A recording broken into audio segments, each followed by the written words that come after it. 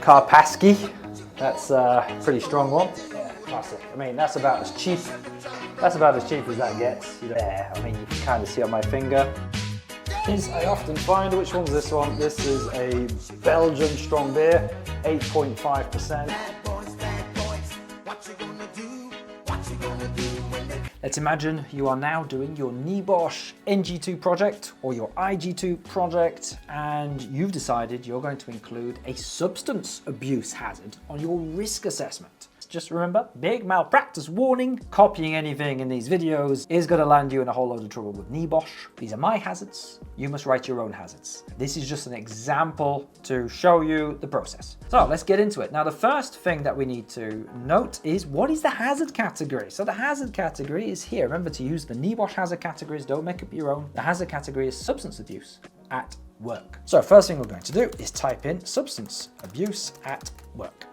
I will admit, this is not my favorite hazard. This is, for me, this is like a plan B, don't know what else to put down on my NG2 or IG2 project, so I'll just use substance abuse. I don't like this hazard because it's not a hazard. It's a topic, sure, it's a problem that we have to manage, but substance abuse doesn't really cause you harm at work. You might say, well, of course it does, Will. If you're drunk on a forklift, that's gonna cause harm. No, it doesn't. The forklift causes harm. The forklift's the hazard. The drunk driver on the forklift merely increases the likelihood of that harm occurring. I'm getting a little bit nerdy and geeky now, forgive me. But it is a valid hazard on the list of hazard categories, so if you want to use it, you can use it, it's fine. So let's just think carefully how we're going to phrase it. We could say something like potential for construction workers to arrive on site under influence of alcohol and illegal drugs, and also drug consumption during working day. You have to be careful that you don't start to talk about the equipment in here, the saws and the machines and the vehicles and the cranes or the cars or the trucks. All of a sudden, it's like you're entering into a different hazard category there. If you start to talk about the vehicle, that's a different category, I'm afraid, because the vehicles are covered here, movement of people and vehicles in the workplace. If you're talking about people using power tools whilst high on something, then that's going to be a work equipment and machinery hazard. Just stick to the alcohol and the substances. Just stick to that in your hazard description and you should be fine. And again, it's complicated on the who might be harmed and how. So who's the who? So who? Well, it's the person who's under the influence, and it's everyone around them. So we need a who. Okay, so people under the influence. Could, now we need an incident. An incident is, well, they use some type of equipment whilst under the influence. Could use dangerous equipment or drive vehicles, and now we need like more of an incident and make mistakes. Say, I'm trying not to get too specific because it's so general to all the equipment and vehicles. Act unsafely, and what? Oh my goodness, it's such a hard hazard this to do. And collide or injure themselves or colleagues around them. Injuries could include fatalities if a vehicle collision occurs, or amputation if using power tools.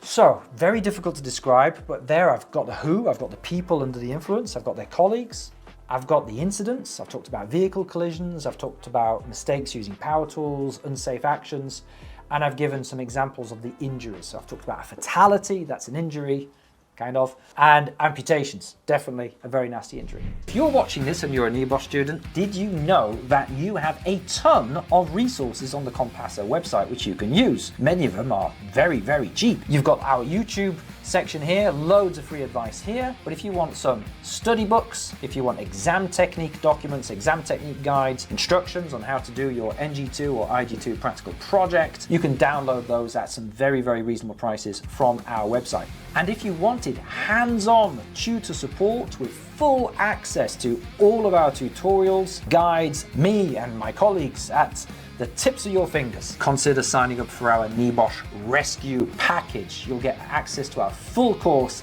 and tutor support at a heavily discounted rate.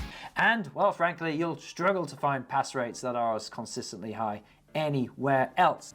Let's get back to the advice. Now, in terms of the control measures, what are you expected to do? Well, again, it's for the national students. For those of you studying the NEBOSH National General Certificate here in the UK, we don't have any law on this. So there aren't any legally required control measures. And the hierarchy of control doesn't really work for this either, because you can't engineer out substance abuse. So a lot of this is going to be administrative controls.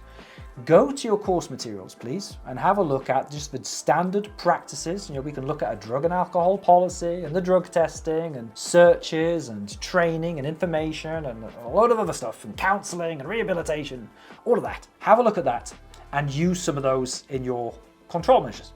Now, for those of you studying the NEBOSH International General Certificate, or the IGC, then you do actually have a document that you can use for this. So I found it here. I just Googled ILO substance abuse at work, and I found this code of practice. This is an ILO code of practice, and you can use this to help you fill in the control columns 3 and 4, and you can also use it as a legal duty in your specific legal arguments later. So if one of your actions is to do something in relation to substance abuse, you could use this code of practice to help you out. And I've downloaded it here. It's quite an old one by the looks of it, but it's got 56 pages here.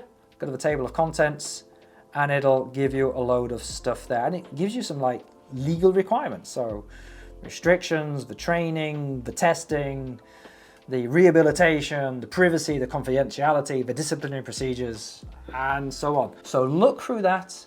Choose a duty in there that is relevant to the action. So if your action, for example, is to introduce a drug and alcohol testing program, then you could probably use the testing duty, which is in here. And there we are. So we've got some testing there. Anyway, hope you found that super useful. Not my favorite hazard, but if you want to use it, if you're struggling to find enough hazards, then by all means, put it on there. You now think that Compassa HQ is full of drug addicts and alcoholics, and I'd just like to say we planted all of these, okay? We were just pretending, just for a bit of a laugh. Did we check the sugar? We checked the sugar. Let's just check. It's sugar, but I think it's got some coffee and stuff in there. Anyway, I'm not licking it. Sugar is quite possibly the worst drug of all.